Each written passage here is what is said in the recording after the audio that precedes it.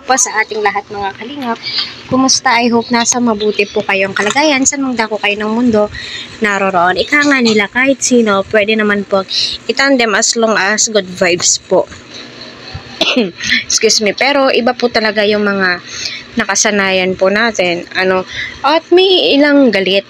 Bakit naman po tayo magagalit? Kasi nga unang-una, kaya binuo ang tandem, no? Kasi alam naman po natin, yan po ang strategy ng mga kalingap or ni Kalingap Rab upang suportahan, pampawala ng pagod, good vibes, pangpakilig.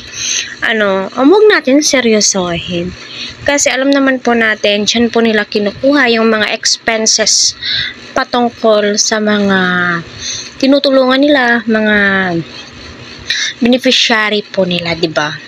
Correct me if I'm wrong. So, dito, wow, Vince, excited sa tandem nila kay Kalingap Edu. So, totoo nga ba? So, alam naman po natin, unang-una, ang prioritize po ni Kalingap Rab ay mga dalagang kapuspalad, mga dalagang masipag, tinutulungan ang kanilang magulang. Kaya, napapartner po, excuse me, si Kalingap Edu, kasi alam naman po natin, sikat na beneficiary tapos sikat na vlogger. Kapag pinagsama mo, papatok po talaga sa takilya. It means takilya, parang din po silang artista. Same as Edrica, minahal po natin. 'Di ba? Pero piniling lumihis ng landas ni Ekay, kaya mag-giveaway po tayo. 'Di ba?